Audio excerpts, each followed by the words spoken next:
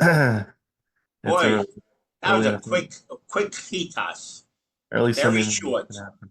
And yeah, right. He's Oh, back. I see him.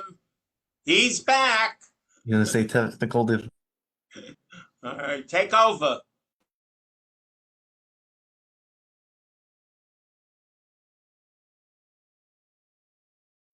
Rabbi, you're on mute. He's Okay. still working the buttons.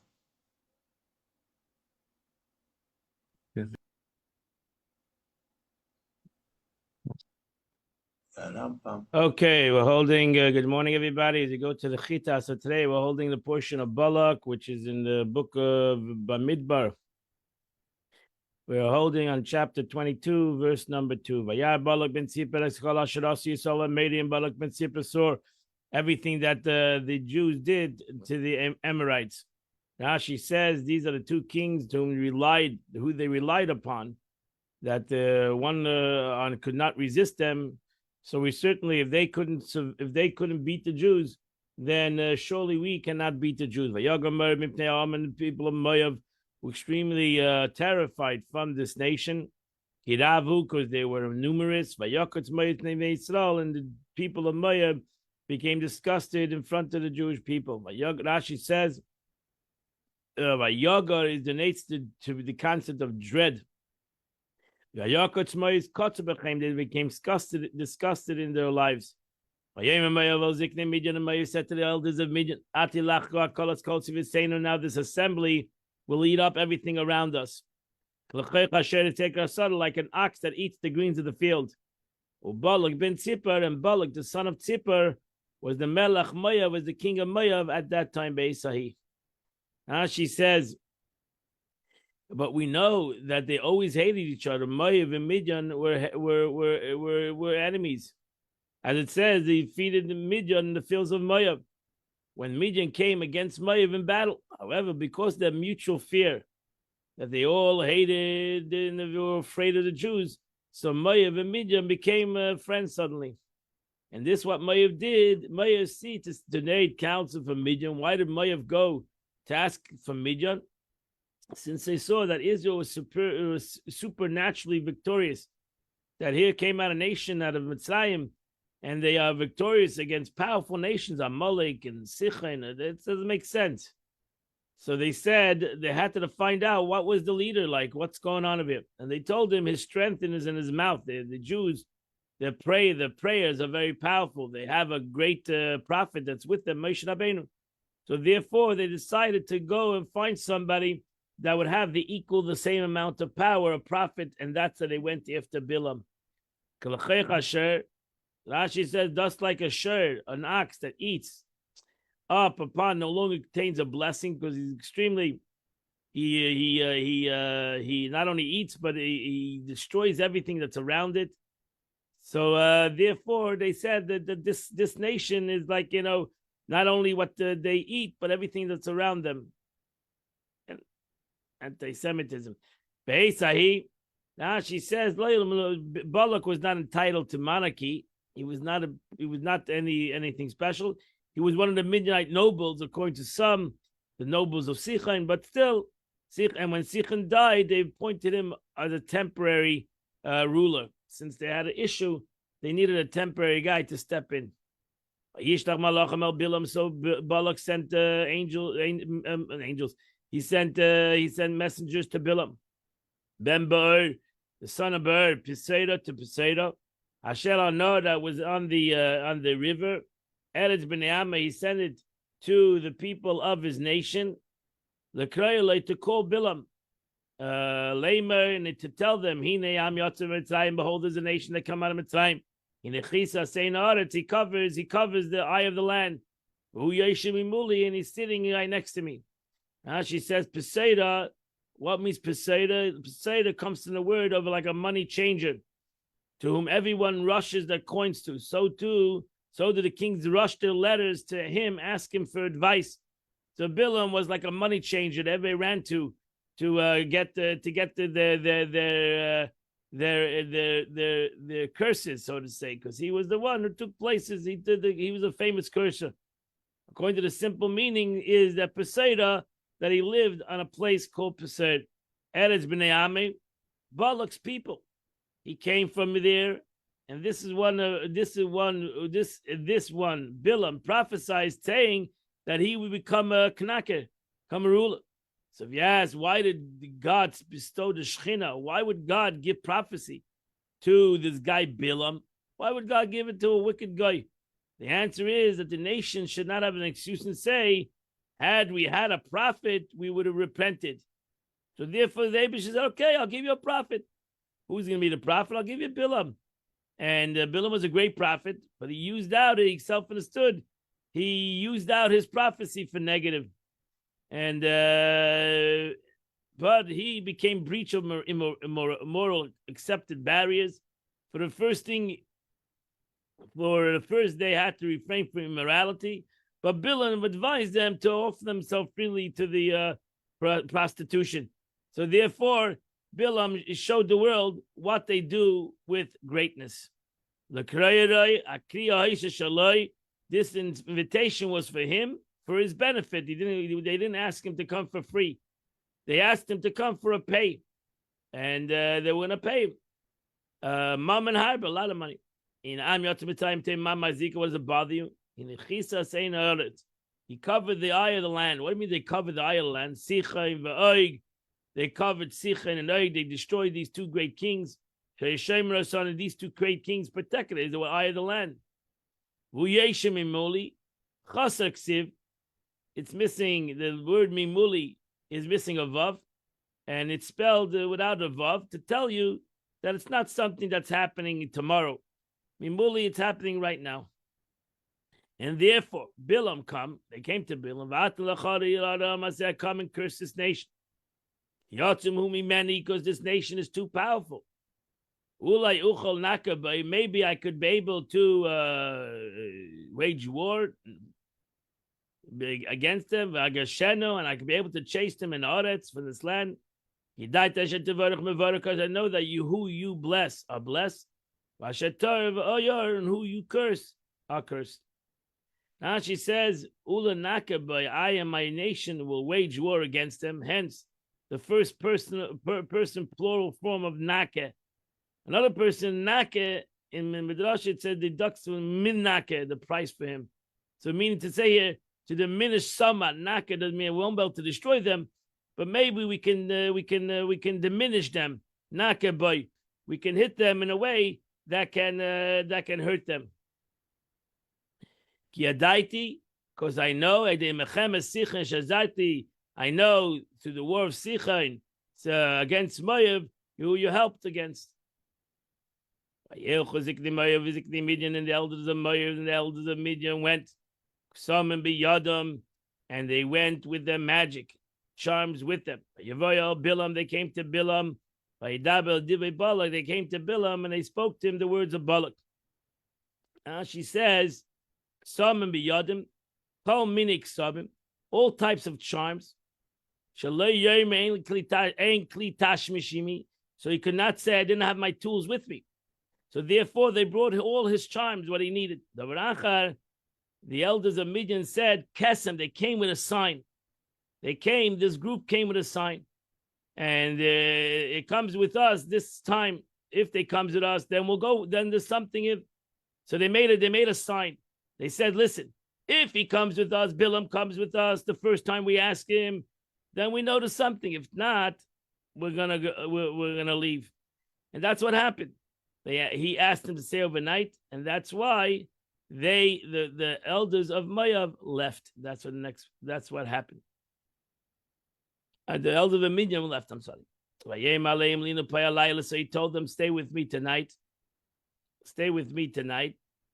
And I'll come back to you with the word, which God will speak to me. So the Moabites nobles stayed with Bilam. Now she says, the divine spirit rested upon him only at night. And the same applied to all the Gentile prophets. So that they only came to him at night in a dream. So he didn't have the concept, he didn't have the revelation, open revelation with God. If he advised me to go with the people like you, that was the problem. I'll go with you, but perhaps maybe you're not such great people and you need to send more honorable people to go. By Yashuvul, and they stayed by the night. Verse number 9, Bilam, and God came to Bilam.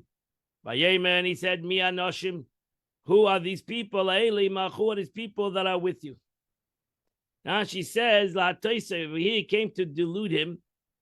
The words of God is straight talk usually by asking who are these men, because God doesn't know who these men. But God meant to go into conversation, as Rashi states in the section of Revelation, where are you? But it came to Bilam to delude him, to make a mistake. When God asked him who are these people, so Bilam said, oh, maybe God doesn't know what's going on. And therefore he was fooled.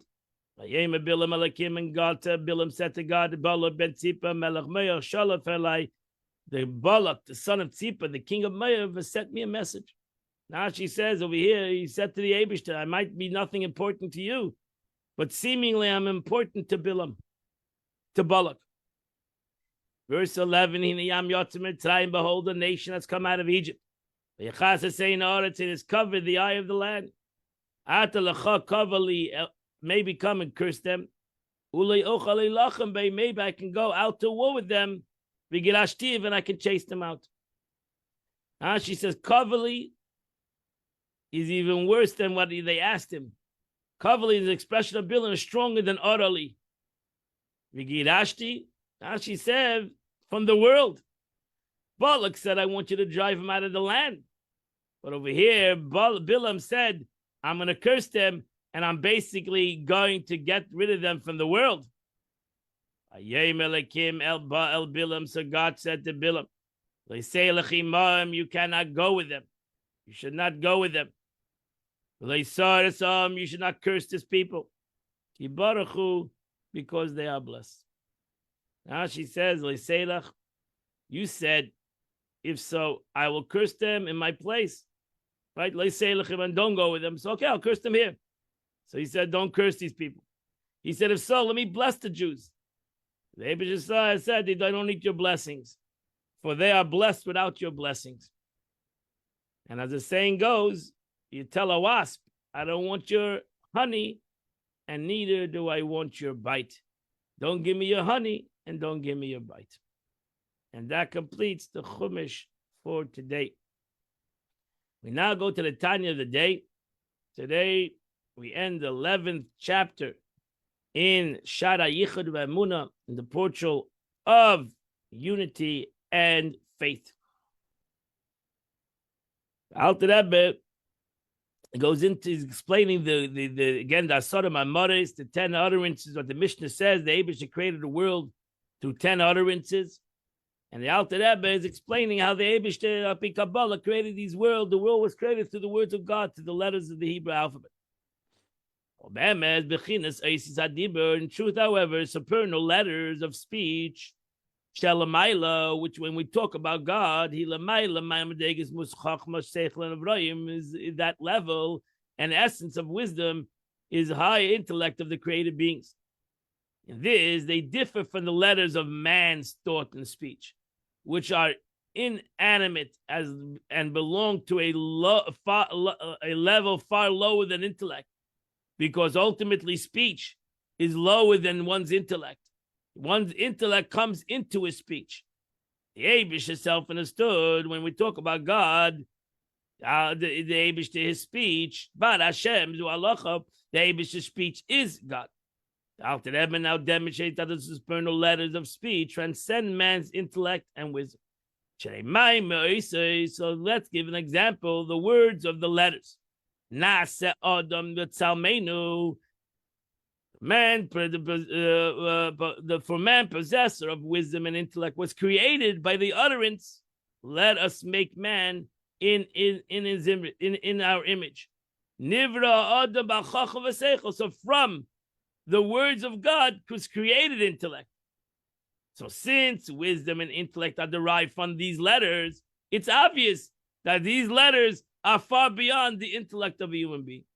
I feel a behevel of that, or even we don't have to go to word of God. Even man, a possessor of wisdom and intellect, was created not only by speech. It says he was created by divine breath alone, as it's written, "Vayipa ba'apa nishras chaim," and he breathed within him a nostrils, the soul of life. So here you see, that's not doesn't it's way the Eibishter created the world not only through speech, he created the world and the life of a human being, that has intellect and has all these concepts, all created by the breath of God. So it's from the breath into man that becomes the rational being. So if so, so hence the divine speech and breath create man who possesses wisdom and intellect. It follows. So it comes out from that, so that comes out that it follows that the divine speech and even the breath of God is the source of wisdom and intellect of the soul of man. So we see that God's breath, so to say, whatever the Eibishter breath means, and whatever God means dibur, his speech is above human speech, because human speech comes from intellect. God's speech creates intellect. And this is not only intellect of regular human beings, which contains even the souls of the righteous. Shem Gedel Machashadish Uran Kabbalah Chassidus, the souls of the righteous is superior to the ministering angel, whose intellect too is superior to the angels. All of this come forth from the divine speech and breath. Why? Because for the transcending of the supernal letters of the soul is the letters of God's speech. Is the letters of God's speech are the influence of the power of the life force of his motivative attributes. So they all come from the attributes of God. They come from God himself. And therefore, the Alter Rebbe is just trying to emphasize over here that we should realize that God's speech and God's intellect and God in Kabbalah are all one. By a human being, they are separate entities. There's his intellect, which is higher than his speech. But when it comes to God, his intellect and his speech and his attributes are all one with him, which are united with the essence and being in a perfect unity. And that's why it's brought down that Rambam writes that there's no concept, we can't understand the unity really. And a human being cannot comprehend the real concept of unity, of Achdus. Real unity is only by God, who has the capability of true unity. Because God is Echad, is one with everything. Everything is one with him. They're totally united in him. Why? Because he is everything.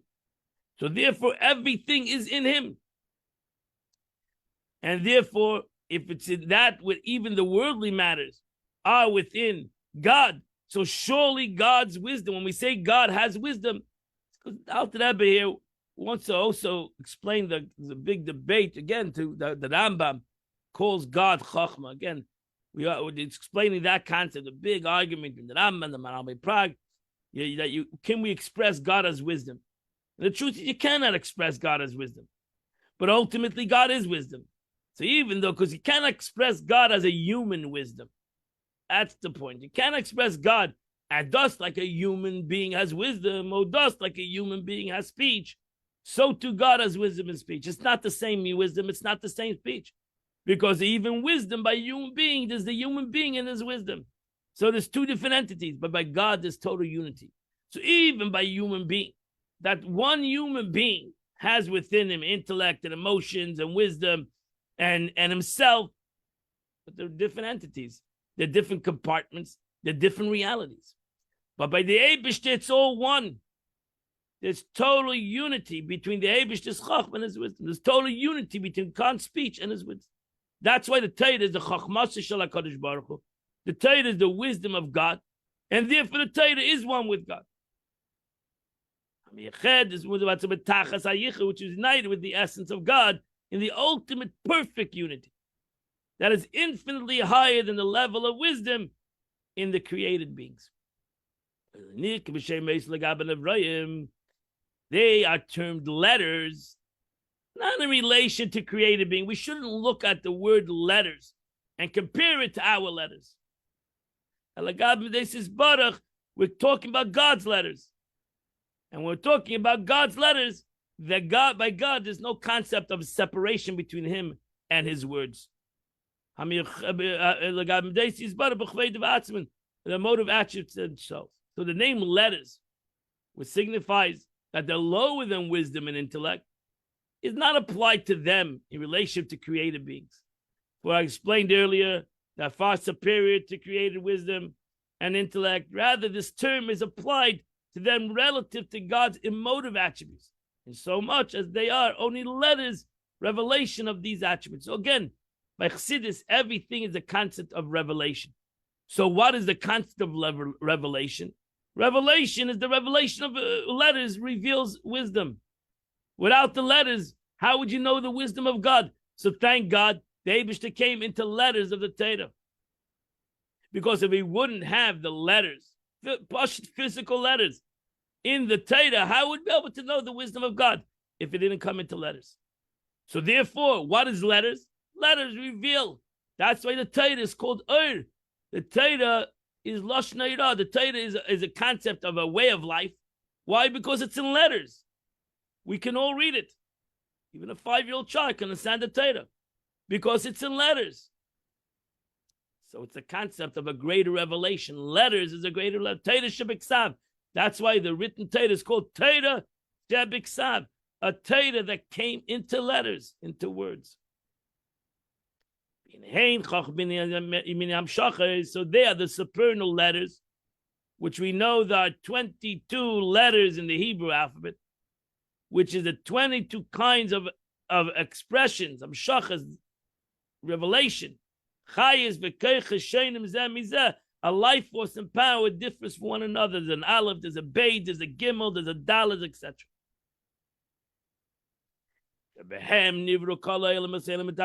Ultimately, through these letters, God revealed himself to be able to, and from it created every physical thing in this world. But what is the source? Because that was the will and the wisdom of God, to create the world with 22 different kinds of revelations. Dafka, especially not more and not less. And these are the 22 letters which are fixed in the mouth and the tongue. Which is brought down, and you should know that all these letters have the Kabbalistic deeper meanings of all these Hebrew letters. And not only in the Aleph and Beis and Gimel, but even in the way they are written, and the way they are written. You should realize that these letters are not simple letters. Not you should know that the writing of a Sefer Torah, that each letter has unbelievable amount of laws to each letter, how each letter needs to be written. Because these letters have within them great spiritual concepts. So the shapes of the letters and the utterance as written in the Torah indicates the form and the flow as explained later. Because the letters of speech and thought of a human soul, which come from the essence of being of the intellect and the emotive attributes, as explained in a different place. So the Eibishter, so too, has these concepts of his revelation, just like in the human being. His emotion is revealed through his speech, and that's why it's important the way you speak, because your emotions are revealed through it. That's what the Gemara says: when somebody's angry, you should not talk to him, because it's only create within him a greater anger, because he's going to express it in a more powerful way, because through your speech you created within him a greater anger, or the opposite in Tov also. So when somebody's learning and he's a teacher, you should ask him a question, because it will create within him a greater wisdom, maybe create within him a deeper concept, So you see, the concept of speech has an influence, comes from emotions, and it creates emotions. And that's why we daven. The davening is supposed to create emotions within us. And you should daven with your heart. So your davening should come from your heart, and it should create an emotion in your heart. And that's why tefillah has to be through words. You got to hear your own tefillah to be able to do the mitzvah, because it comes from emotions, and emotions is expressed through speech, and it creates emotions. So to the Eibishter created the world through the midas of HaKadosh Baruch Hu is expressed through the words of HaKadosh Baruch Hu, and therefore it's important to say these words. It's important to say Torah Shabbat Ksav. We just did to say the words of the Torah, to say it with our mouth, these words, because within these words, the Eibishter created the world. And that means that these words itself, these Chav Be'ez, how they come together in different words, these 22 letters that come together in different words, create worlds, created the whole world. And therefore, the Rebbe writes, by saying these words, it rectifies the world, it purifies the world, it elevates the world, because it created the world, and through these Basara Mamares, as we learned to Chassidus, it continues to create the world. But ultimately, why does the Eibishter come in Isis? It's the concept of revelation. The Isis are the words of God, but it's a concept. Ultimately, Isis comes from Midas, and Midas comes from Seichel, because all the concept in Chassidus, these are all, even though they're part of God, they're all the concept of the way God reveals himself through the Ratzon of the Eibishter, the will of God, the wisdom of God, the speech of God, the attributes of God. All these are thus revelation. To him, they're one with him. It's thus to us the concept to be able to understand godliness. So therefore, God revealed himself through these concepts. And that completes the Tanya of the day. Today is the 8th day of the month, which is chapter 44 to chapter 48. If you do those 4 chapters, you do the chitas of the day. I want to wish you a beautiful day. In Mitzvah today at 10 o'clock, we're going to continue to learn Tanya. You can come at Chabad, you can come on Zoom or Torah Direct, and come and learn, continue to learn Chassidus at 10 a.m. today. I wish you all a wonderful day, a wonderful week. And in Mitzvah also will continue tomorrow, 8 o'clock. We'll continue to learn the chitas of the day. Have a wonderful, beautiful